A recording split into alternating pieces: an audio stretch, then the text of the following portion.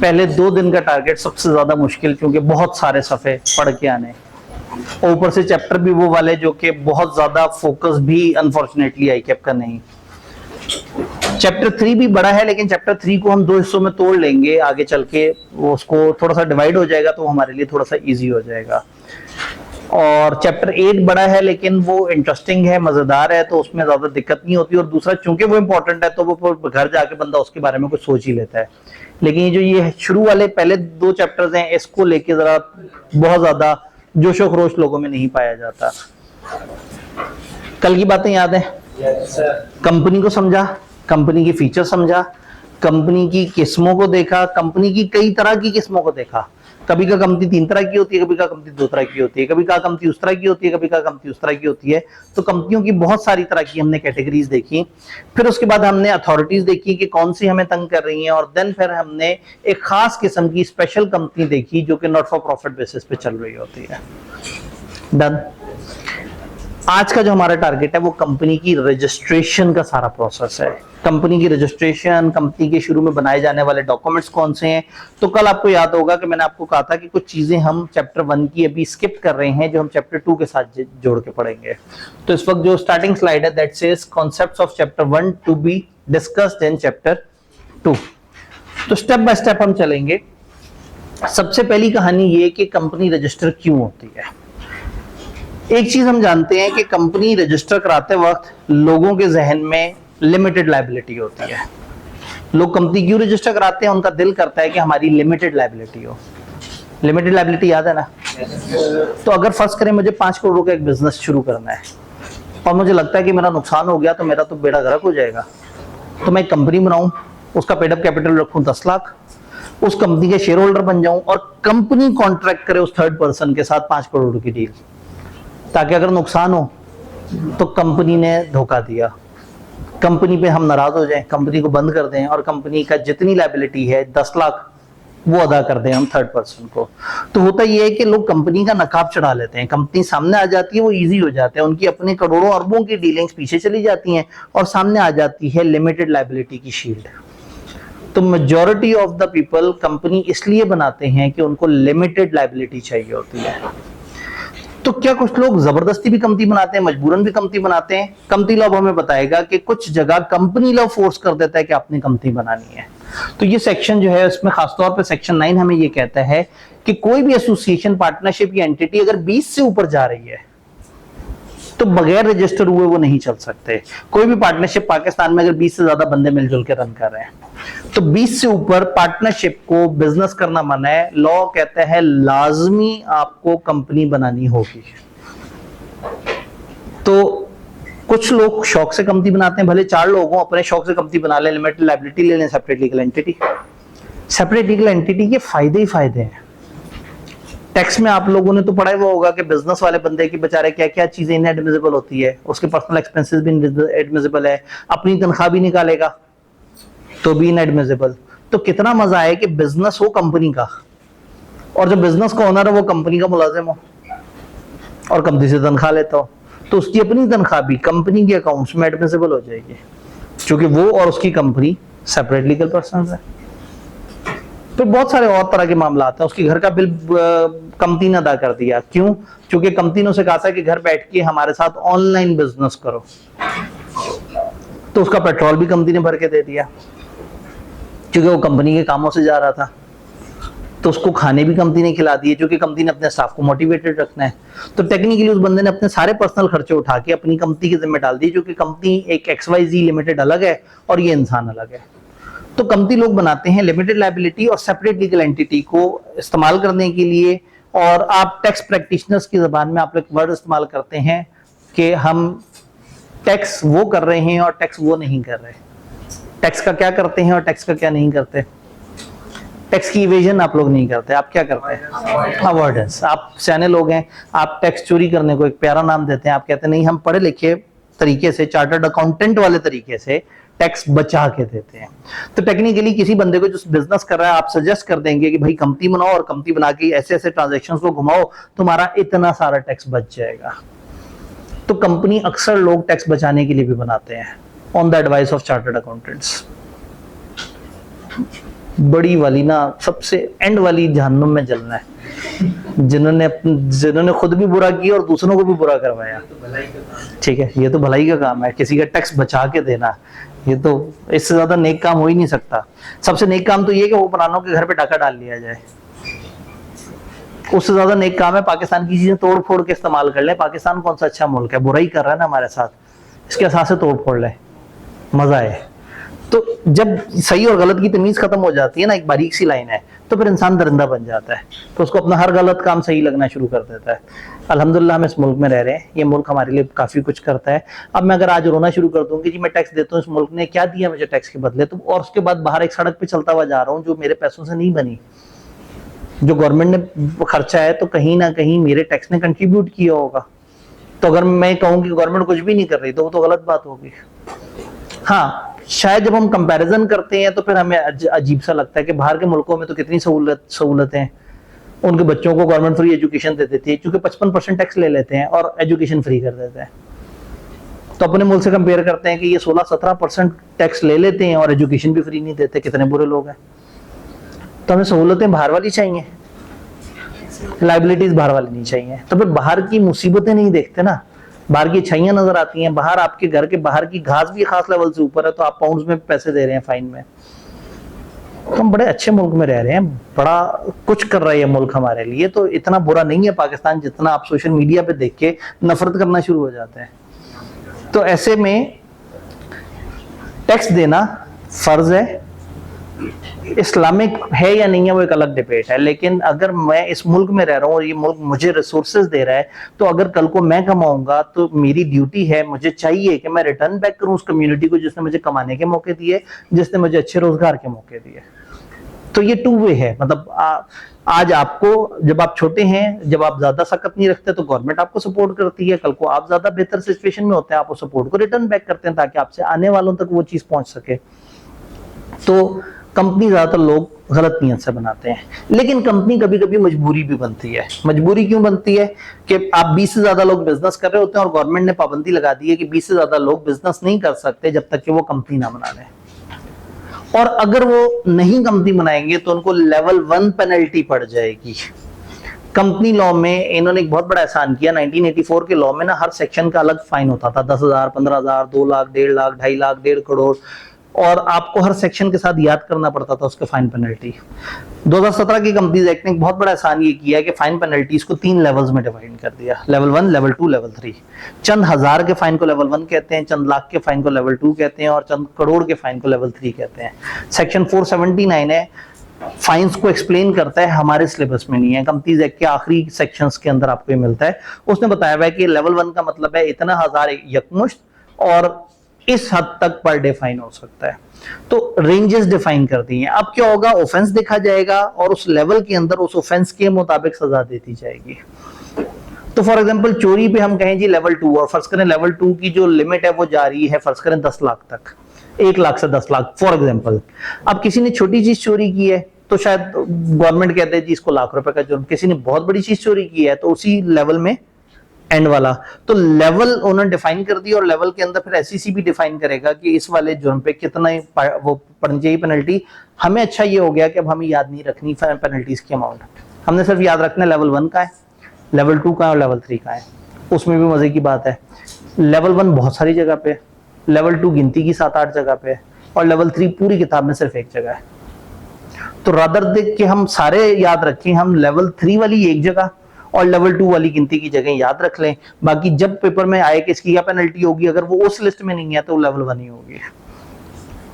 तो level 1 penalty पड़ेगी, थोड़ी सी पेनल्टी पड़ेगी और ये पर्सनली लायबल हो जाएंगे। जो भी ये काम कर रहे हैं उसके लिए पर्सनली लायबल होंगे। ये पहले भी पर्सनली लायबल थे, लेकिन लॉ ने थोड़ा सा डराने की कोशिश की।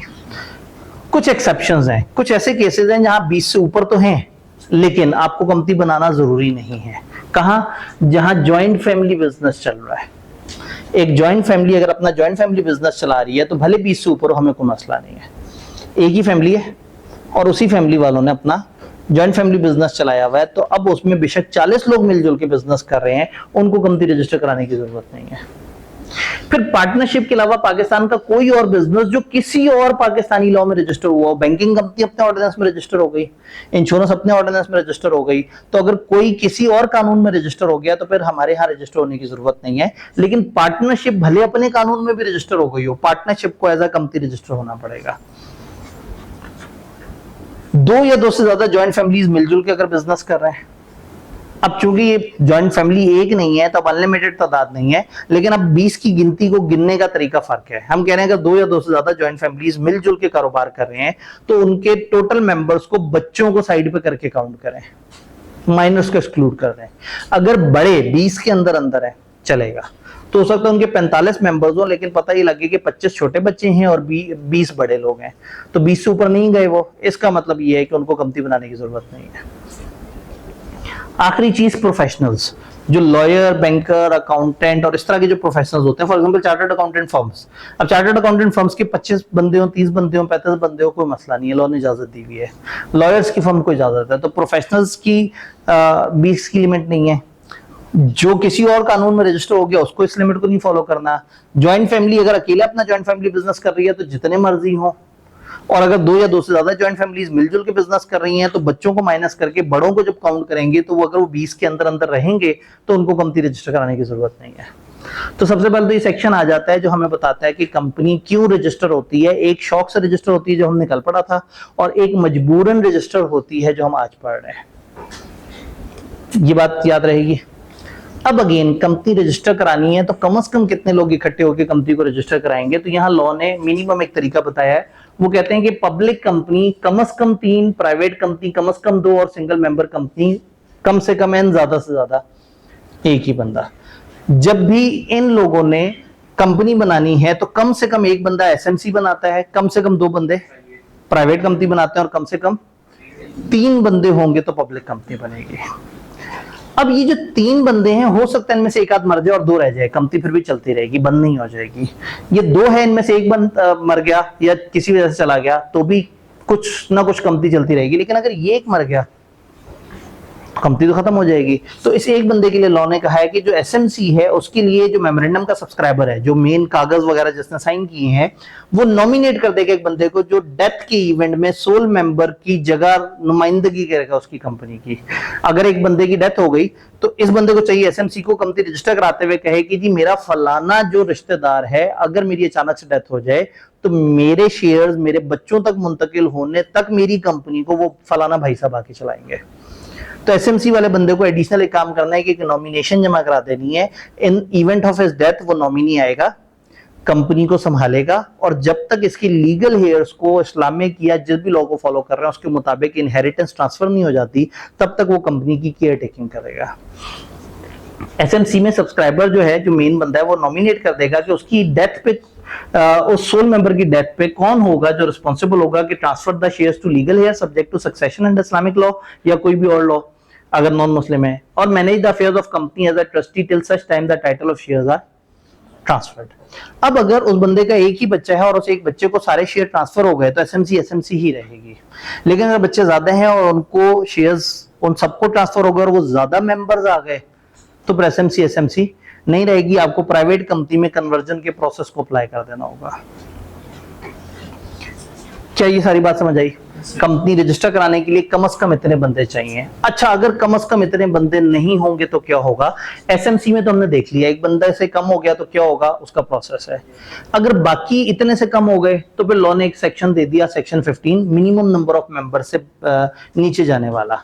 अगर प्राइवेट कंपनी 2 से नीचे चली जाए और बाकी कंपनियां 3 से नीचे चली जाए तो ये हंगामी सिचुएशन है, अचानक से डेथ तो किसी की भी हो सकती है, कोई भी छोड़ के जा सकता है। लॉ ने आपको 180 दिन का क्वेश्चन दिया है। वो कहते हैं 180 दिन में अपने मेंबर्स को रिस्टोर करो और उस मिनिमम तादाद पे दोबारा पहुंचाओ।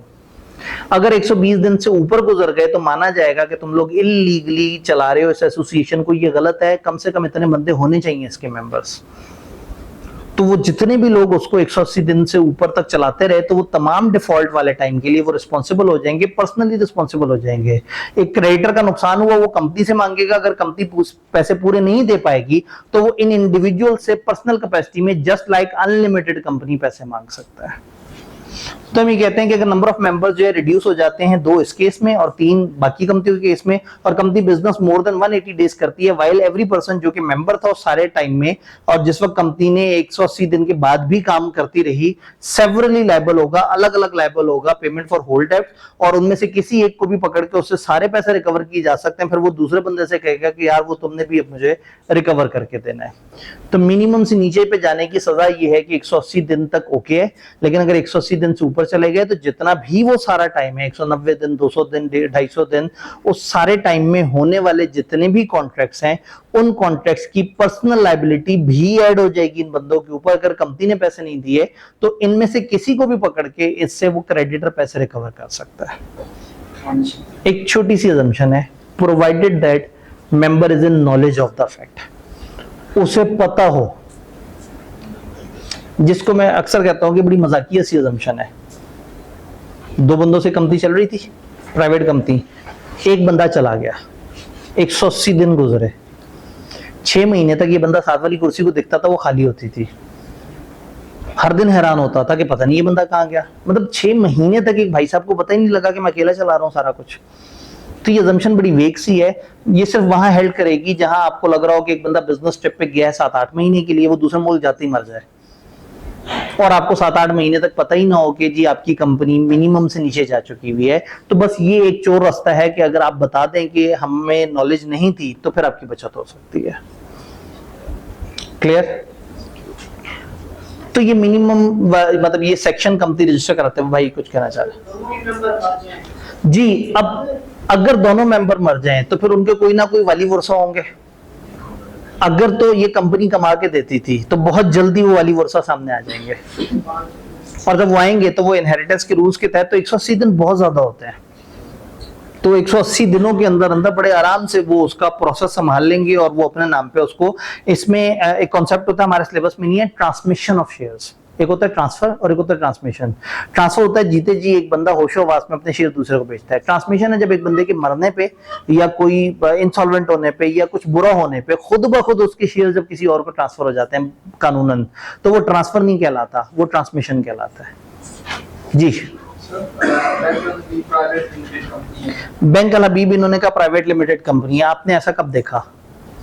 अक्सर देखते हैं भाई लिखा होता है प्राइवेट लिमिटेड, बैंक अल हबीब प्राइवेट लिमिटेड। जी बैंक अल हबीब प्राइवेट लिमिटेड, सोच लें, फिर सोच लें, बहुत ध्यान से सोचें, आपने एक दफा दोबारा से देखना है उसे।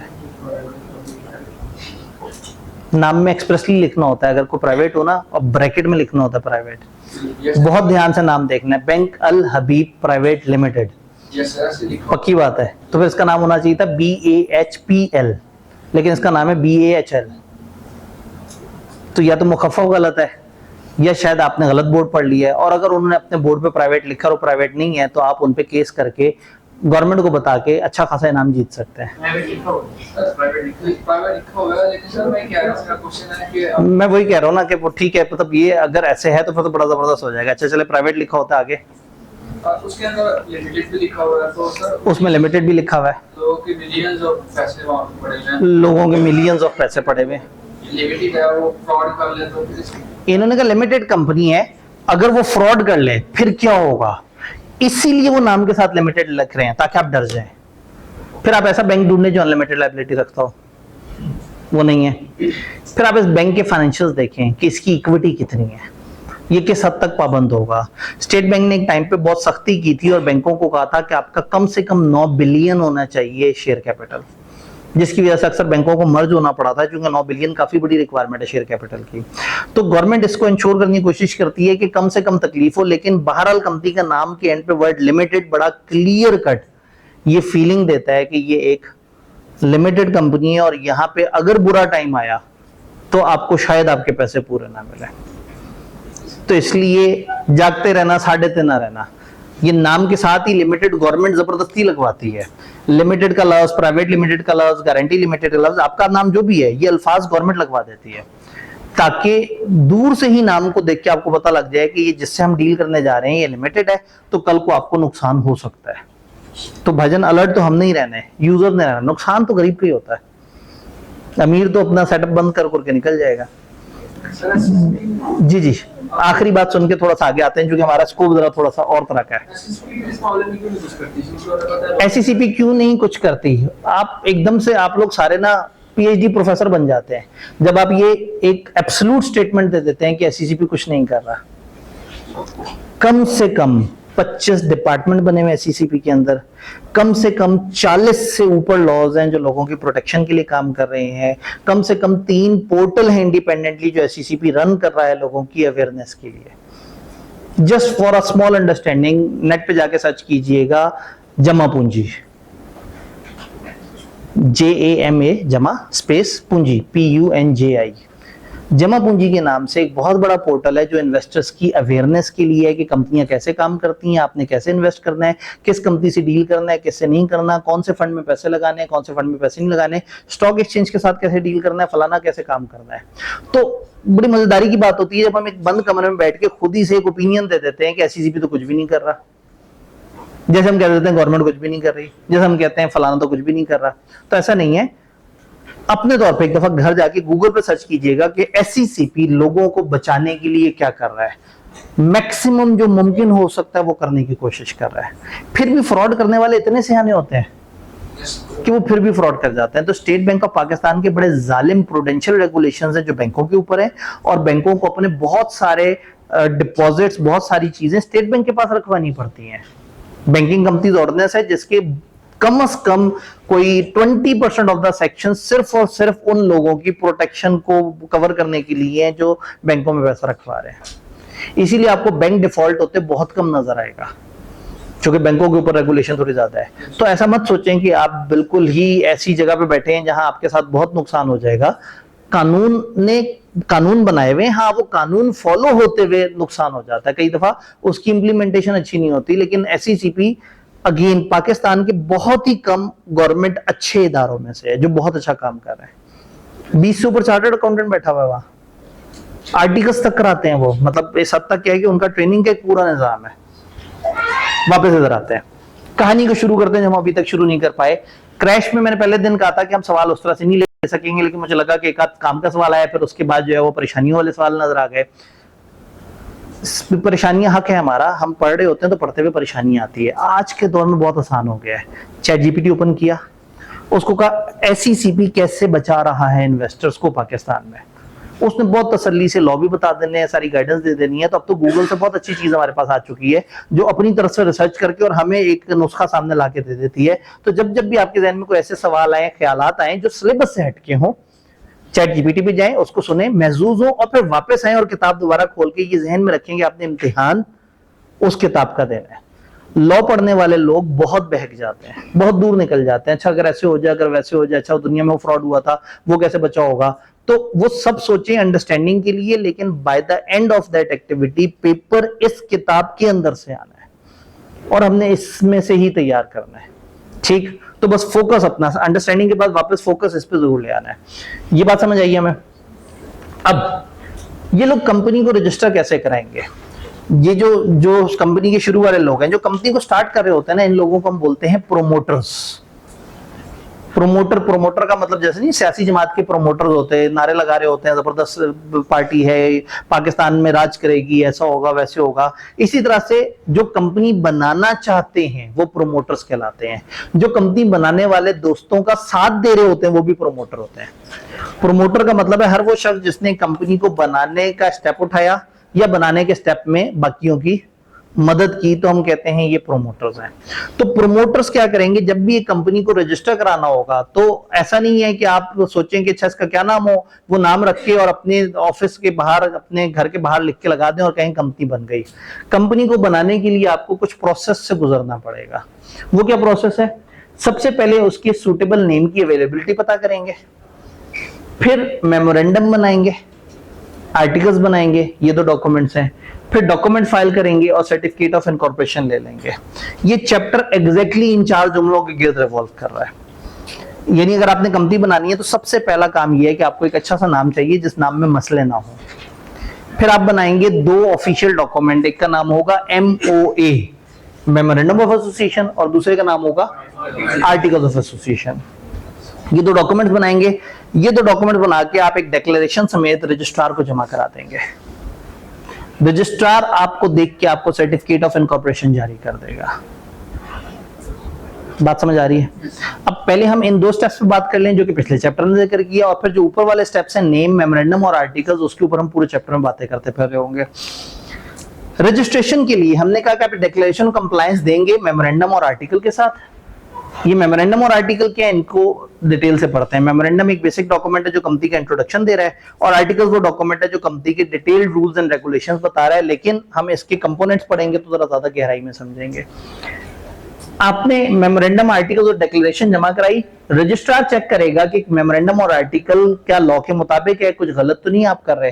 अगर रजिस्ट्रार को लगेगा कि किसी जगह कोई चीज गैर कानूनी है या कोई और प्रॉब्लम है, तो वो आपसे रिक्वायर कर सकता है कि मुझे खास टाइम पीरियड में डेफिशिएंसी जमा कराओ, ये चीजें तुम्हारी मिसिंग थी, ये डॉक्यूमेंट सही नहीं था, मुझे सही डॉक्यूमेंट जमा कराओ। कंपनी वो डॉक्यूमेंट सही करके दोबारा से अप्लाई कर देगी और रजिस्ट्रार फिर कंपनी को रजिस्टर कर देगा, या कंपनी अपील में चली जाएगी और वो एससीसीपी को शिकायत कर देगी कि आपका रजिस्ट्रार हमारी कंपनी रजिस्टर नहीं कर रहा और बिला वजह की रुकावट डाल रहा है। एससीसीपी उस अपील को सुनेगा। 30 डेज के अंदर अंदर जो है आपने एससीसीपी को राब्ता करना है कि देखें जी हमें रजिस्ट्रार ने रिफ्यूज कर दिया है, और एससीसीपी जो फिर फैसला करेगा वो फुल एंड फाइनल होगा। तो इसका मतलब आपने डॉक्यूमेंट्स और मेमोरेंडम, आर्टिकल और ये डिक्लेरेशन किसको जमा कराई? रजिस्ट्रार को। उसको कहा भाई हमारी कंपनी रजिस्टर कर दो, या तो वो कंपनी रजिस्टर करेगा या आपको एतराज बता देगा।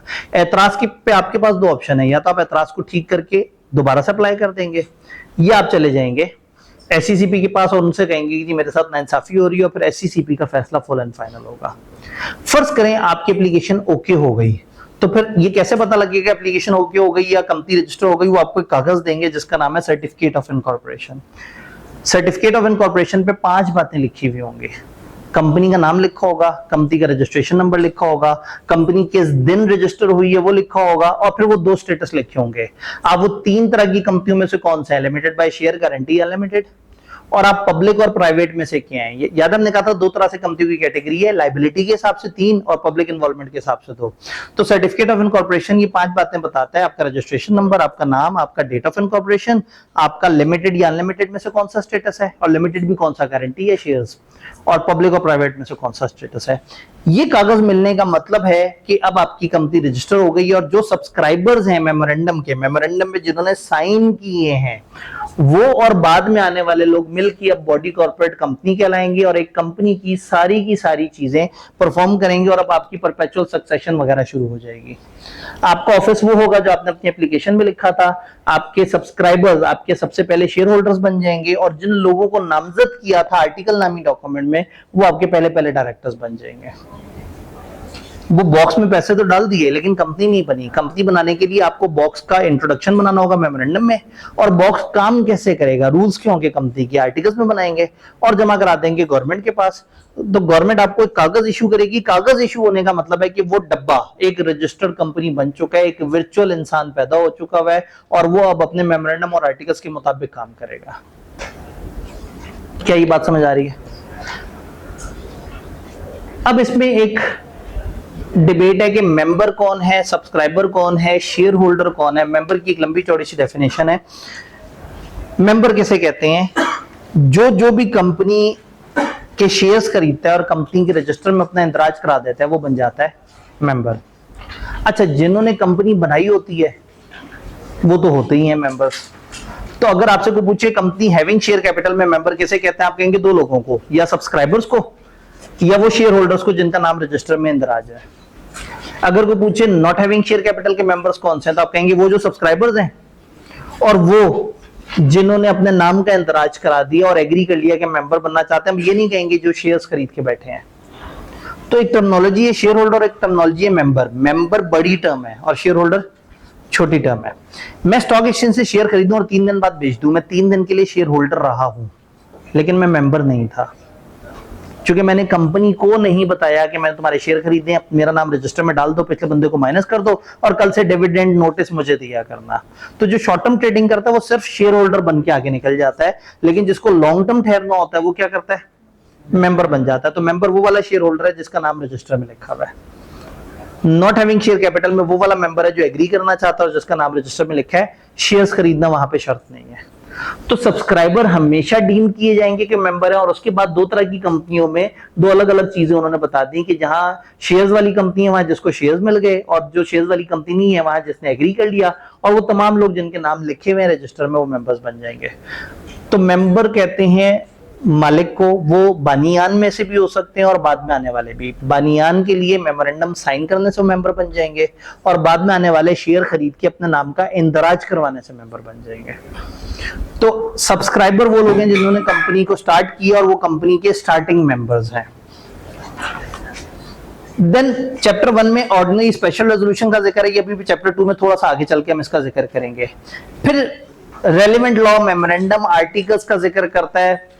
तो कंपनियों का रेलेवेंट लॉ तो कंपनीज एक्ट होता है, लेकिन दो और डॉक्यूमेंट्स भी इंपॉर्टेंट है यहाँ, मेमोरेंडम और आर्टिकल्स। मेमोरेंडम क्या है? कॉन्स्टिट्यूशनल डॉक्यूमेंट, ये मेन डॉक्यूमेंट है। ये एक ऐसा डॉक्यूमेंट है जो आपकी शनाख्त बता रहा है। एक्सटर्नल यूजर्स के लिए जो डॉक्यूमेंट आपकी शनाख्त बताएगा उसका नाम है मेमोरेंडम। फॉर एग्जाम्पल, अगर किसी चलते फिरते आदमी ने पूछना है कि हाँ भाई ये डब्बा क्या करता है, ये क्या है ये डब्बा, आप कहेंगे ये कागज पकड़ो। कागज पे लिखा होगा इस डब्बे का नाम क्या है, इसके क्या ऑब्जेक्ट्स हैं, क्या मकासद हैं, इसका कितना शेयर कैपिटल है, इसकी कितनी लायबिलिटी है, इसको शुरू करने वाले कौन लोग हैं। तो जो उस कंपनी का इंट्रोडक्शन है, उस कंपनी की पहचान, वो डॉक्यूमेंट होता है मेमोरेंडम। ज्यादा से ज्यादा 1 से 2 सफे का डॉक्यूमेंट। आर्टिकल्स क्या होते हैं? उसको हम कहते हैं बायलॉज, जो इंटरनल प्रोसीजर्स बताते हैं। कंपनी शेयर कैसे इशू करेगी, कंपनी डिबेंचर कैसे इशू करेगी, अकाउंट्स कैसे बनाएगी, डायरेक्टर्स कैसे चलाएंगे कंपनी को, इलेक्शन कैसे होगा, वोटिंग कैसी होगी, कंपनी के चलने के जो प्रोसेस है वो आर्टिकल में लिखे हुए हैं। और कंपनी की जो एक्सटर्नल दुनिया को पहचान जिस डॉक्यूमेंट से बतानी है वो है मेमोरेंडम। तो सबसे ऊपर कंपनीज एक्ट, फिर मेमोरेंडम, फिर आर्टिकल। तो कोई आर्टिकल मेमोरेंडम के अगेंस्ट नहीं हो सकता। आर्टिकल में लिखी हुई चीज, मेमोरेंडम में लिखी हुई चीज एक्ट के अगेंस्ट नहीं हो सकती। कोई कॉन्ट्रैक्ट या रेजोल्यूशन मेमोरेंडम आर्टिकल्स के अगेंस्ट नहीं हो सकता। तो कॉन्ट्रैक्ट रेजोल्यूशन सबसे हल्के, उससे ऊपर आर्टिकल, उससे ऊपर मेमोरेंडम और उससे ऊपर एक्ट। तो बिल्कुल आखिरी दफे पे एक सेक्शन लिखा हुआ है जो कहता है कि एक्ट ओवरराइड कर देता है मेमोरेंडम, आर्टिकल्स और बाकी सारी चीजों को। एक्ट हमेशा भारी है। अगर इन डॉक्यूमेंट्स में कोई भी चीज एक्ट के अगेंस्ट होगी तो वो चीज वॉइड हो जाएगी खुद ब खुद, क्योंकि लॉ सबसे मेन चीज है यहाँ पे। ये बात समझ आई? फिर उसके अलावा एक दो डेफिनेशंस हैं जो कि चैप्टर 8 वगैरह में जाके आती हैं, वोटिंग राइट्स या इस तरह से करके। फिर चैप्टर 4 में कुछ जिक्र इन्होंने ऑफिसर्स वगैरह का किया। तो कुछ ऐसी चीजें जो हमें यहाँ नहीं भी पढ़ेंगे तो काम चल जाएगी। हम रेलेवेंट चैप्टर में जाएंगे तो उस चैप्टर में वो वाली बात हमें बड़े आराम से समझ आ रही होगी। तो इन्होंने ना चैप्टर 1 में काफी खिचड़ी इकट्ठी की हुई थी, मैंने उसमें से कुछ खिचड़ी चैप्टर 2 में डाली है और कुछ चीजों के साथ लिख दी है कि ये भी नहीं, थोड़ा सा आगे जाके। हम आते हैं असली वाले टारगेट की तरफ।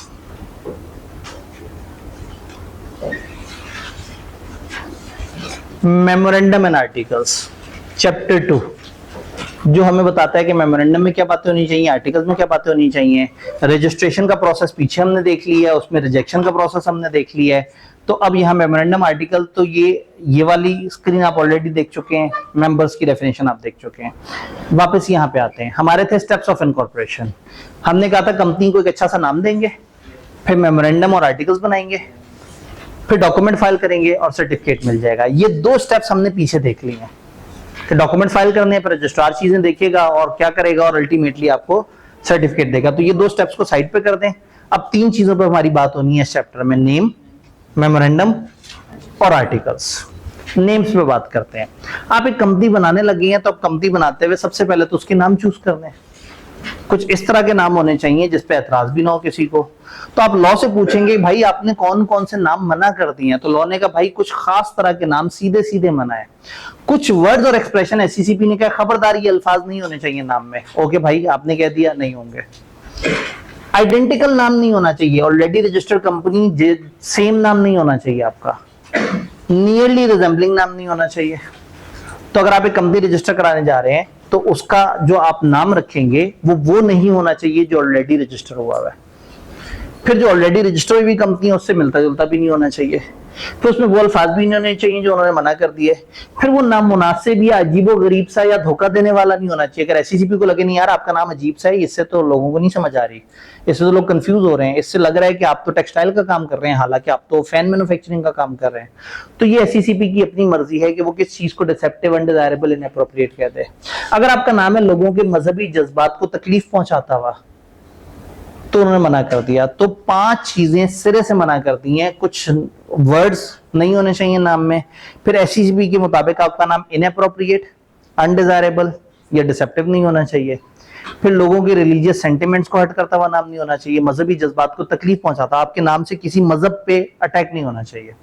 मजहबी नाम का मसला नहीं है, लेकिन किसी के मजहब पे अटैक करता हुआ नाम वो मना है। सेम नाम नहीं होना चाहिए, बहुत ही मिलता जुलता नाम नहीं होना चाहिए, क्योंकि अक्सर ये होता है कि लोग जो है वो एक मिलता जुलता सा नाम रख लेते हैं और उससे कंफ्यूजन हो जाती है। तो ये नाम के साथ अल लगा देना, नाम के साथ न्यू लगा देना, नाम के साथ दा लगा देना, तो एक अच्छा भला नाम चल रहा है गुलिस्तान टेक्सटाइल मिल्स लिमिटेड, आपने नया नाम रखा the Gulistan textile mills limited, अल Gulistan textile mills limited, new Gulistan mills limited या गुलिस्तान टेक्सटाइल मिल्स लिमिटेड 1932।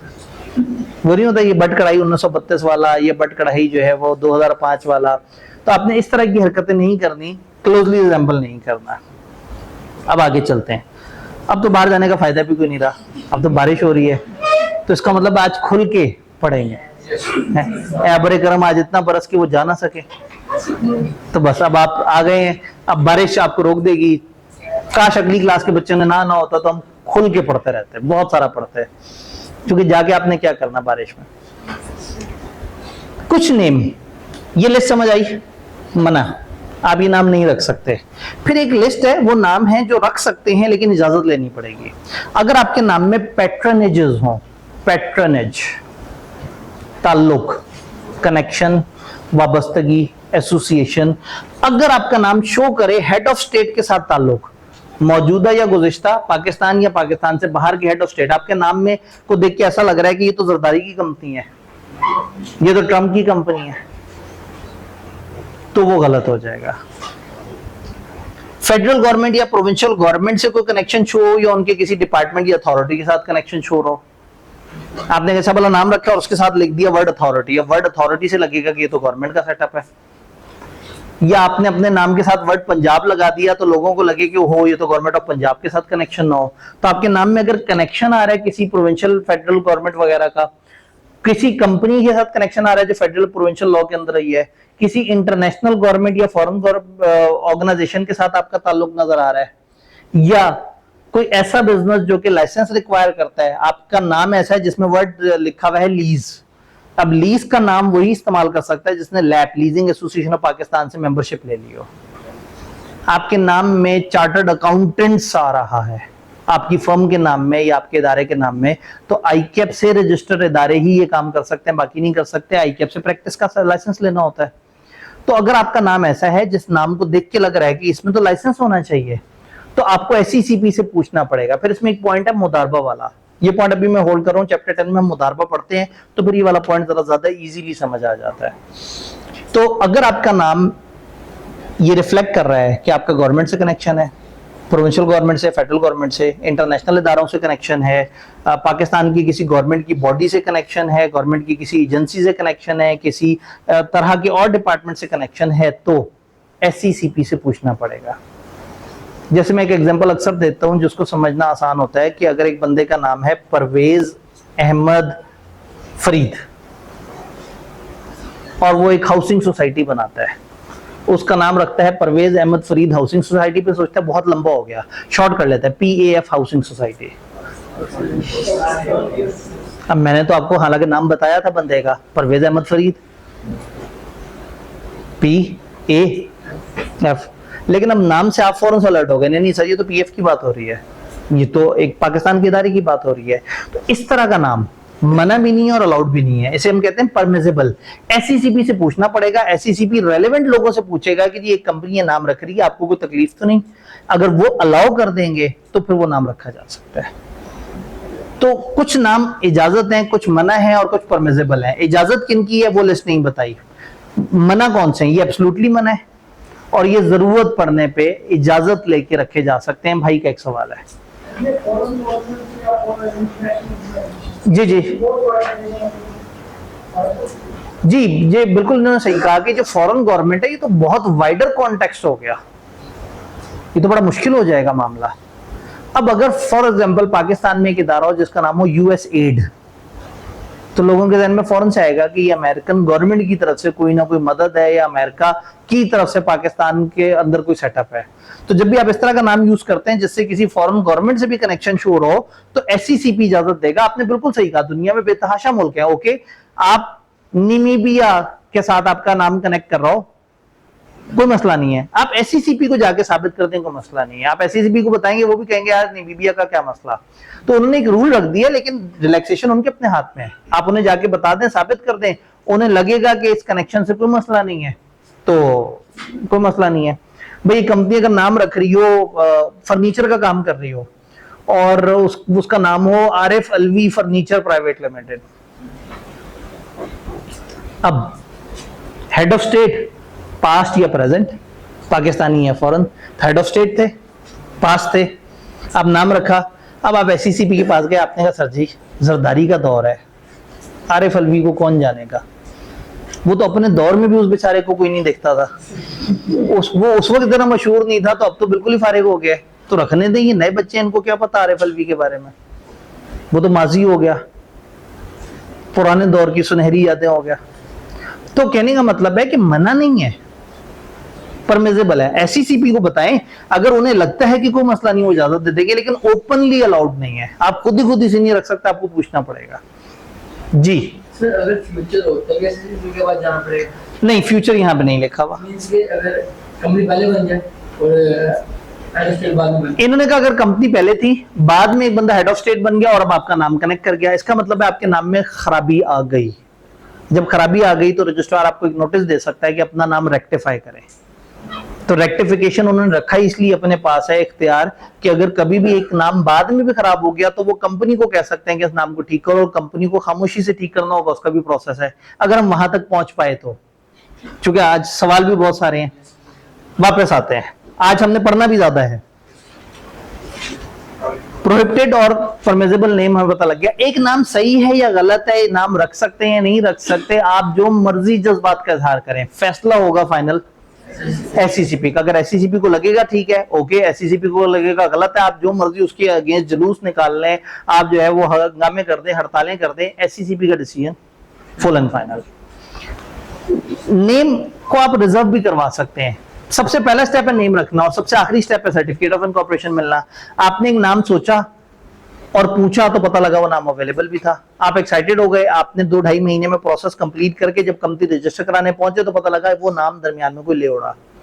तो दिस इज अलाउड कि आप एक नाम की रिजर्वेशन कर सकते हैं। अगर आपको एक प्रोमोटर्स बैठे उनको एक नाम अच्छा लगा तो वो शुरू में उसको रिजर्व करा सकते हैं, वो नाम 60 डेज तक रिजर्व रहता है। तो आप एप्लीकेशन देके 60 डेज तक जो है वो अपना नाम रिजर्व करवा सकते हैं। ये रिजर्वेशन जो है वो 60 डेज के बाद एक्सपायर हो जाएगी। 60 डेज के अंदर ये नाम कोई और नहीं रख सकता। आप 60 डेज में अपनी कंपनी रजिस्टर कराएं और ये नाम यूज कर लें।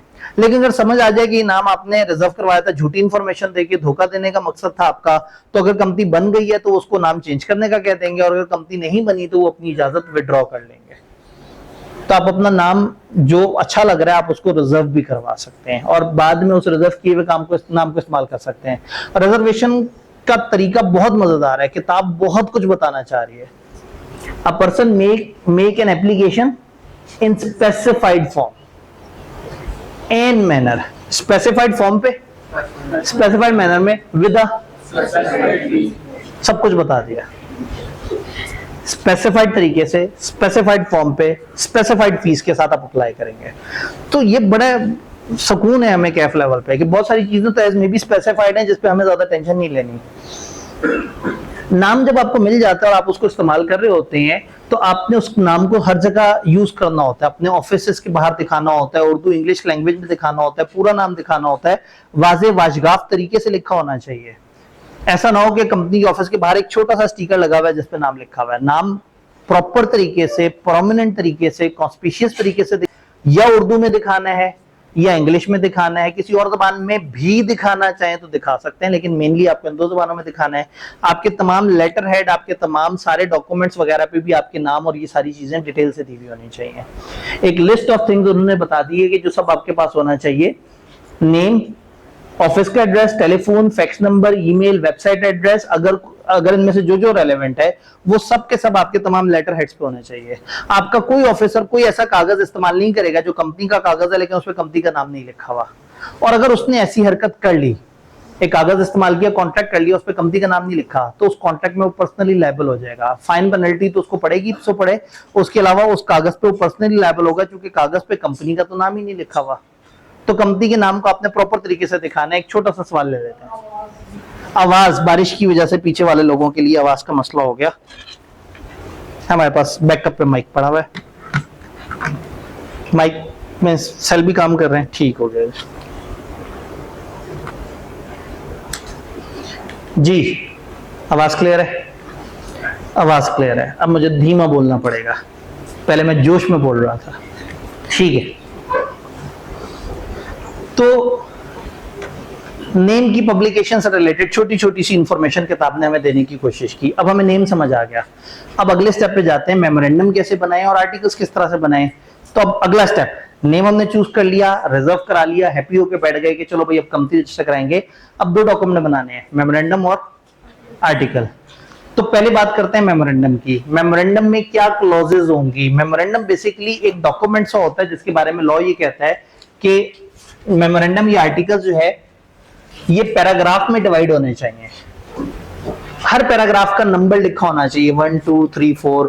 एंड पे सब्सक्राइबर्स ने अपने नाम पते, अपनी सारी डिटेल्स वगैरह भी देनी है। मेमोरेंडम पे तारीख भी डली होनी चाहिए, इनके साइन भी होने चाहिए। तो मेमोरेंडम एक डॉक्यूमेंट है जो कि एक फिजिकल डॉक्यूमेंट है पुराने जमाने के हिसाब से, और आज के जमाने में आप ऑनलाइन एक खास फॉर्मेट फिल करके भी अपनी सारी इंफॉर्मेशन कंपनी की जमा करा देते हैं SCCP के पोर्टल पे, और वो उनके पास चली जाती है। तो सवाल ये है कि मेमोरेंडम में क्या चीजें आएंगी? मेमोरेंडम के हर पैराग्राफ को, हर पोर्शन को कहते हैं क्लॉज ऑफ मेमोरेंडम। तो जो ये मेन डॉक्यूमेंट है ये क्या क्या इंफॉर्मेशन दे रहा होगा उसके बारे में पूछते हैं। इन्होंने कहा जी इसमें जो क्लॉजेज हैं, सबसे पहले नेम क्लॉज। नेम क्लॉज में क्या लिखा होगा? नाम। जो भी आपका नाम है आप नाम लिखेंगे और नाम के साथ ये क्लोजिंग वर्ड्स लिख देंगे। पब्लिक कंपनी लिमिटेड लिख देगी, प्राइवेट लिमिटेड लिख दी, एसएमसी प्राइवेट लिमिटेड लिख दी, गारंटी वाली गारंटी लिमिटेड लिखेगी और अनलिमिटेड वाली अनलिमिटेड लिख दी। ये नाम के साथ ये वर्ड लिखने हैं। जैसे आपने कहा ना कि भाई वो तो नाम से जाहिर हो रहा है, तो अगर वो अनलिमिटेड होंगे तो नाम के साथ अनलिमिटेड लिखेंगे, अदरवाइज नाम के साथ उन्होंने लिमिटेड लिखना होता है। तो नेम के साथ आपने क्लोजिंग वर्ड्स देने हैं। अगली क्लॉज, आप रजिस्टर्ड ऑफिस का बताएंगे। आप बताएंगे हम कहाँ रजिस्टर हुए हैं। आप शहर नहीं बताएंगे, आप मोहल्ला नहीं बताएंगे, आप घर का एड्रेस नहीं बताएंगे, आप सूबा बताएंगे। हम पंजाब में रजिस्टर हुए हैं, हम KPK में रजिस्टर हुए हैं। अगर आप किसी ऐसे इलाके में रजिस्टर हुए हैं जो किसी सूबे में नहीं आता, जैसे इस्लामाबाद हो गया, वजीरिस्तान हो गया, बहुत सारे ट्राइबल एरियाज ऐसे हैं जो किसी सूबे में नहीं आता एडमिनिस्ट्रेटिवली, तो आप उस इलाके का नाम लिखेंगे। तो इस क्लॉज में आप बताएंगे कि हम कौन से प्रोविंस या कौन से part of Pakistan, not forming part of any province में रजिस्टर हुए हैं। तो एक लाइन में नाम आ गया, एक लाइन में बता दिया हम फलाना सूबे में रजिस्टर हुए हैं या फलाना इलाके में रजिस्टर हुए हैं।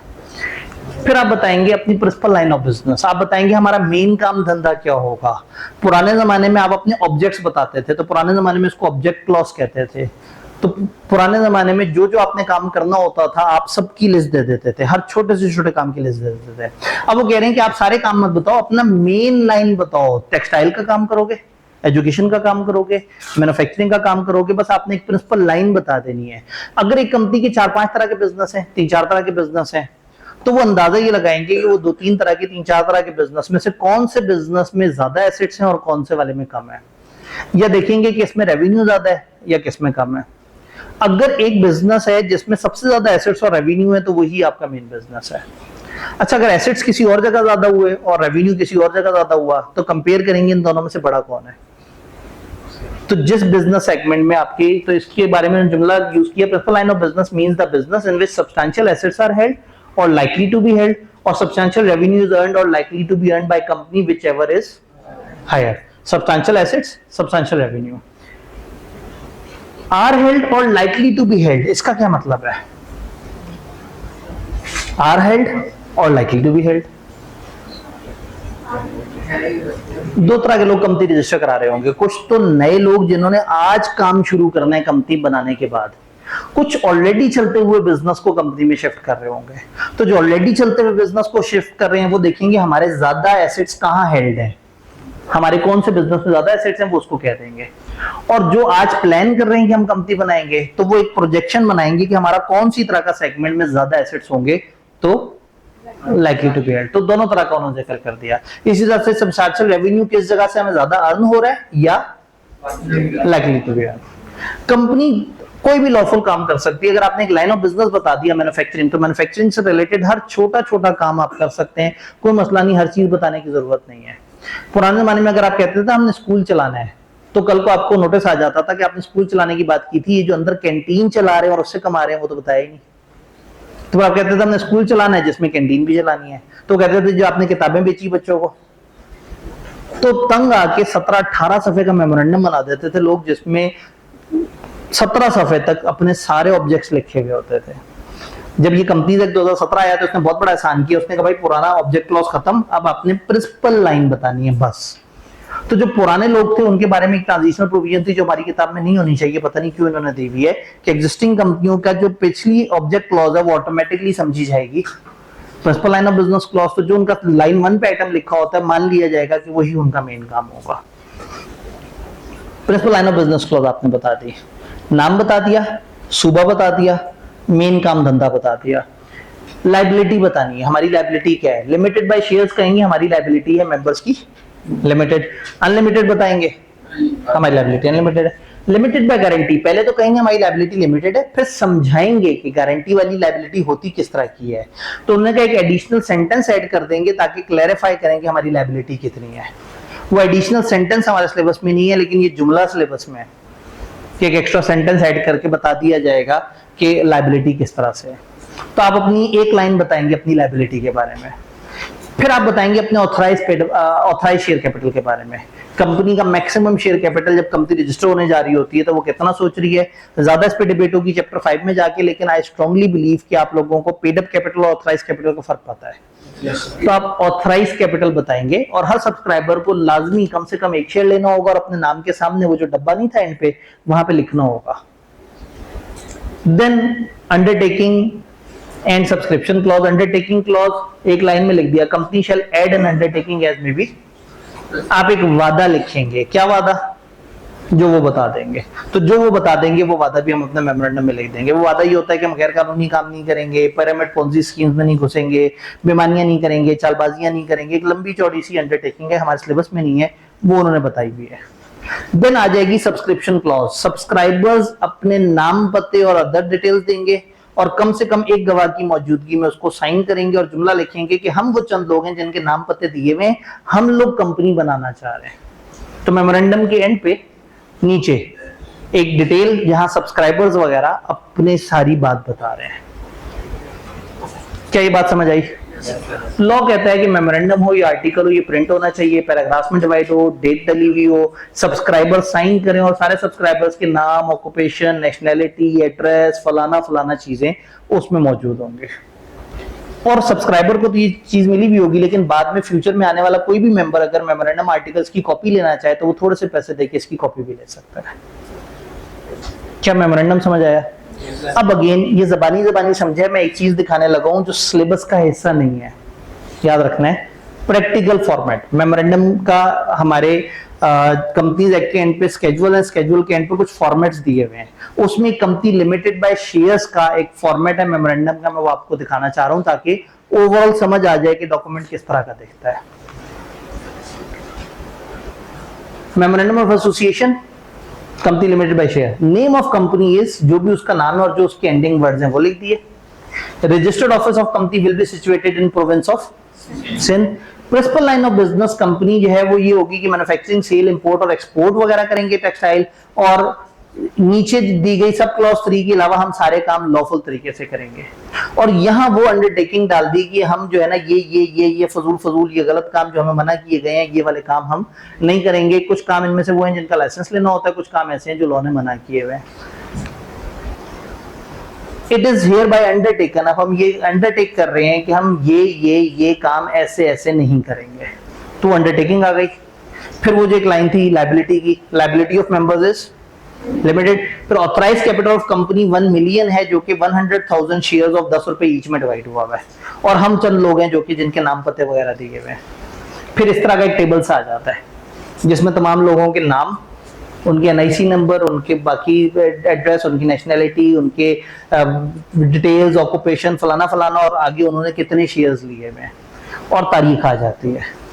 फिर विटनेस भाई आ जाते हैं, विटनेस का सिग्नेचर और उसकी डिटेल होती है, और वो साइन करता है कि हाँ भाई मेरे सामने इन लोगों ने ये डॉक्यूमेंट साइन किए हैं।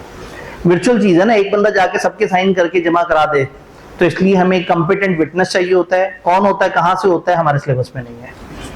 मेमोरेंडम समझ आया?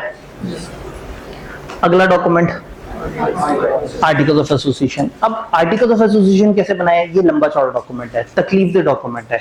मेमोरेंडम तो मैंने आपको बताया, आपने सुन लिया, एक सफे का डॉक्यूमेंट है, आप मेरे से अंडरस्टैंडिंग लेके बैठ के खुद बना सकते हैं। आर्टिकल्स में तो बताना होगा कंपनी चलती कैसे है, वाइंड अप कैसे होगी, ये काम कैसे करेगी, वो काम। तो आर्टिकल बनाना टेक्निकल काम है। तो लॉ ने यहाँ आर्टिकल के अंदर ना एक ऑप्शन दे दी है, उन्होंने कहा ये कंपनी लिमिटेड बाय शेयर के पास ऑप्शन है कि या तो अपने आर्टिकल्स बना के रजिस्टर करा ले, या टेबल ए को अडॉप्ट कर ले। अब टेबल ए क्या बोला है, टेबल ए बना बनाया फॉर्मेट है आर्टिकल्स का, यानी कि अगर हम में से कुछ लोग कंपनी रजिस्टर कराना चाहें और हमें बहुत ज्यादा कंपनी लॉ का नहीं पता, तो हम आराम से कह दें कि भाई हम टेबल ए फॉलो कर लेंगे। कंपनीज एक्ट के एंड पे पहले स्केड्यूल में टेबल ए दिया हुआ है, जिसमें एक बना बनाया आर्टिकल्स दिया हुआ है, 84 क्लॉजेस हैं उसमें, जिसमें तकरीबन सारी तरह के काम की रूल्स उन्होंने दे दिए हैं। तो बजाय इसके कि मैं सोचूं, तहकीक करूं, मैं बना बनाया फॉर्मेट उठा लूं और मैं कहूं हम लोग फॉलो करेंगे टेबल ए को, बाकी लोग अपने आर्टिकल्स खुद से रजिस्टर कराएं। लेकिन कंपनी लिमिटेड बाय शेयर्स के पास दोनों ऑप्शन है, रजिस्टर भी करवा सकते हैं, टेबल ए भी अडॉप्ट कर सकते हैं। ये बात समझ आ रही है? रजिस्टर कराने का मतलब है कोई चार्टर्ड अकाउंटेंट्स के पास गए, उनसे कहा हमने कंपनी बनानी है, ये हमारा मंशूर है, ये प्लान है। चार्टर्ड अकाउंटेंट ने बैठ के उनके सारे आर्टिकल्स लिख के दिए और वो लिखे हुए आर्टिकल जमा कराए, रजिस्ट्रार देखिएगा, कानून से मैच करेगा और उनको ओके करेगा। दूसरा आसान, सस्ता, पायदार तरीका, उन्हें जाके कहें आप ही का बनाया हुआ टेबल ए हम फॉलो करेंगे। अच्छा, अगर आप अपने आर्टिकल्स बना रहे हैं ना, तो कम से कम टेबल ए वाले कंटेंट पूरे होने चाहिए। अल्फाज भले बदल दें, लेकिन उतनी बातें पूरी करनी है। अगर आपने कोई बात मिस कर दी, तो आपकी आर्टिकल्स के साथ वो वाली बात टेबल ए की भी फॉलो होगी। तो 3 तरीके हैं, टेबल ए अडॉप्ट कर लिया, फिर आप कुछ नहीं कर रहे। दूसरा तरीका, अपने आर्टिकल्स बना दिए जिसमें कुछ बातें मिस कर दी, तो आपके आर्टिकल्स प्लस मिस हुई भी बातें टेबल ए से। तीसरा तरीका, आपने अपने कंप्रीहेंसिव आर्टिकल बना दिए और उसमें टेबल ए की सारी बातें कवर कर दी, तो फिर आपके आर्टिकल्स फॉलो होंगे। बाकी कंपनियों के लिए आर्टिकल रजिस्टर कराना कंपलसरी है, लेकिन कंपनी लिमिटेड बाय शेयर्स को दोनों ऑप्शंस देती हैं। कंपनी रजिस्टर कराते हुए गारंटी लिमिटेड और अनलिमिटेड कंपनी ये जरूर बताएंगी कि उनके स्टार्टिंग मेंबर्स कितने हैं या स्टार्टिंग शेयर कैपिटल कितना। अगर वो हैविंग शेयर कैपिटल है तो स्टार्टिंग शेयर कैपिटल बताएंगे, नॉट हैविंग शेयर कैपिटल तो बताएंगे कि हमारे मेंबर्स कौन से हैं। और आर्टिकल्स में तमाम तरह की कैटेगरी ऑफ शेयर होल्डर्स की वोटिंग, फलाना फलाना सारी पावर्स दी जाएंगी।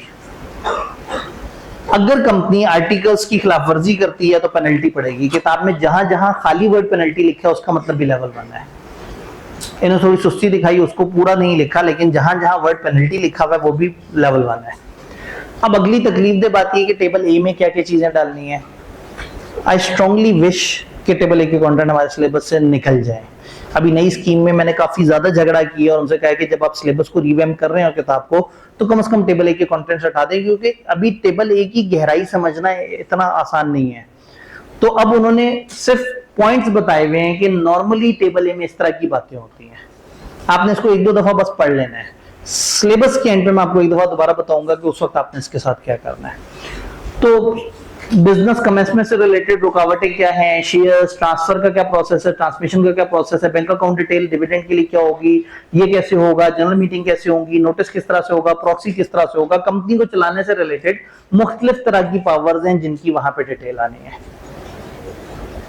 और then article made and got registered by company should at least cover all areas of table A. अगर कोई एरिया टेबल ए का कवर नहीं हुआ तो फिर क्या होगा, आपके आर्टिकल्स प्लस टेबल ए का जो मिसिंग एरिया आपको वो फॉलो करना होगा। तो क्या हमें मेमोरेंडम समझ आ गया? क्या हमें आर्टिकल समझ आ गया? चैप्टर में तो अभी भी बहुत सारी बातें रहती हैं। अब चैप्टर में जो बातें रहती हैं अब हम उनको थोड़ा सा सम अप करते हैं। इस चैप्टर ने हमें नेम चेंज करने का तरीका भी बताया, इस चैप्टर ने हमें रजिस्टर ऑफिस क्लॉज को चेंज करने का तरीका भी बताया, principal line of business clause को चेंज करने का तरीका भी बताया, आर्टिकल्स को चेंज करने का तरीका भी बताया। बहुत सारी जगह पे बहुत सारी बातें की हैं, लेकिन अगर मैं उसको एक जगह पे इकट्ठा करूं तो इन्होंने बेसिकली हमें चेंजेस इन मेमोरेंडम या आर्टिकल्स के दो ही तरह के तरीके बताए हैं। तो रादर देन कि हम हर जगह अलग अलग याद करें, अब मैं 4-5 तरह के सफ़ों को जोड़ के एक सफ़े पे दिखाने लगा हूं। हमारे दो तरह के प्रोसेस होते हैं, एक छोटा प्रोसेस होता है और एक बड़ा प्रोसेस होता है। कुछ चीजें छोटे प्रोसेस से चेंज होती हैं, कुछ चीजें बड़े प्रोसेस से चेंज होती हैं। छोटा प्रोसेस क्या है? छोटा प्रोसेस ये है कि आप मेंबर्स को इकट्ठा करके स्पेशल रेजोल्यूशन पास करें। आप कहेंगे सर ये क्या चीज है? स्पेशल रेजोल्यूशन एक ऐसी करारदाद है जिसमें कम से कम 3/4 लोगों की अक्सरियत चाहिए।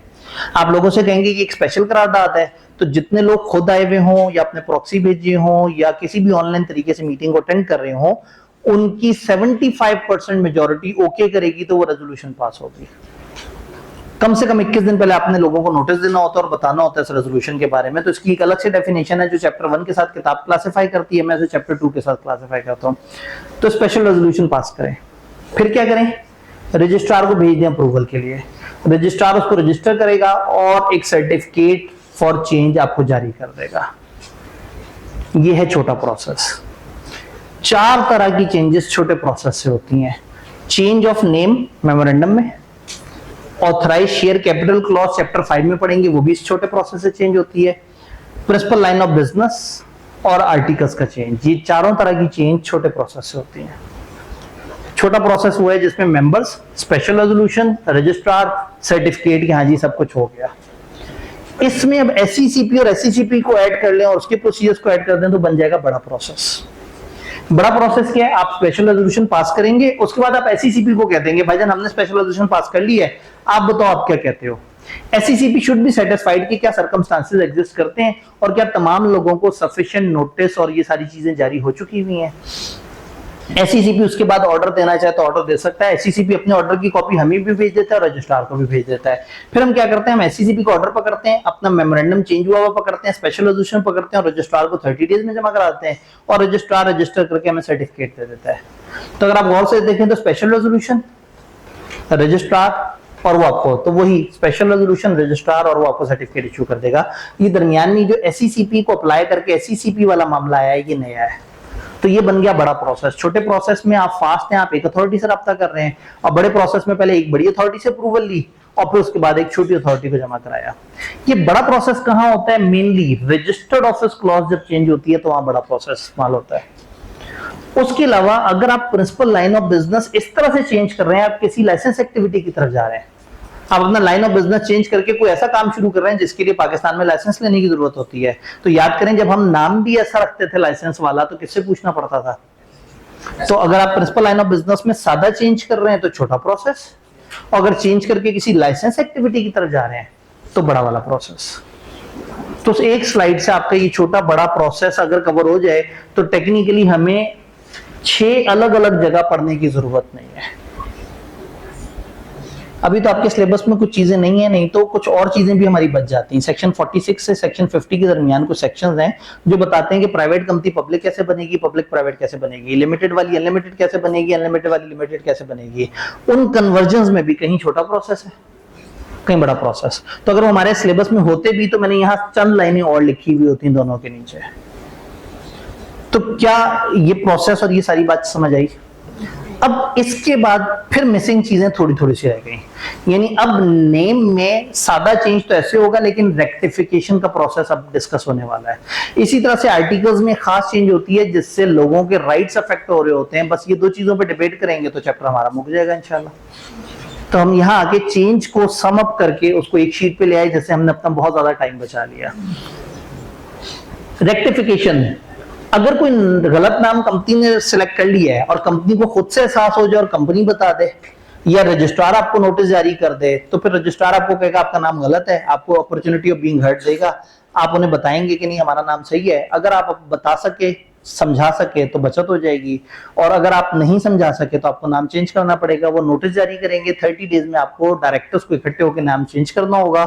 अगर उनके नोटिस के बाद आपने ड्यू टाइम इन टाइम नाम ना चेंज किया तो वो आपका नाम खुद ही से चेंज करके कुछ भी रख सकते हैं, और ऐसे केस में फिर आपको दोबारा से उस नाम को बदलना पड़ेगा अगर आपको वो नाम अच्छा नहीं लगा।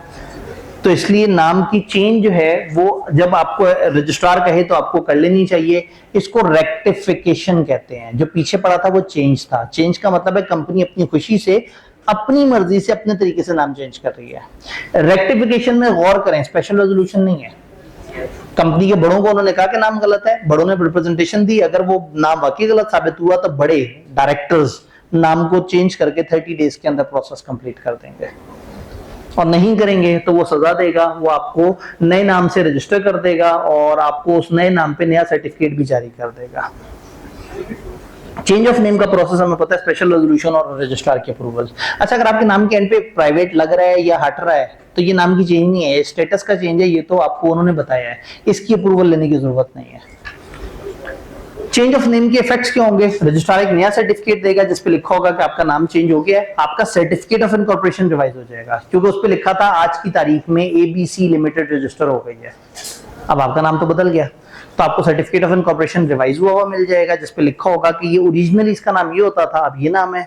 90 दिन तक आप नया नाम पुराने नाम के साथ दिखाते रहेंगे ताकि लोग यूज्ड टू हो जाएं आपके नए नाम की और वो कंफ्यूज ना हो, और आपके जितने भी पुराने नाम पे लीगल कार्रवाइयां चीजें चल रही थी वो ऑटोमेटिकली नए नाम पे शिफ्ट हो जाएंगी। ये बात कुछ समझ आई? तो छोटे छोटे से प्रोसीजर्स को हम पढ़ते जा रहे हैं।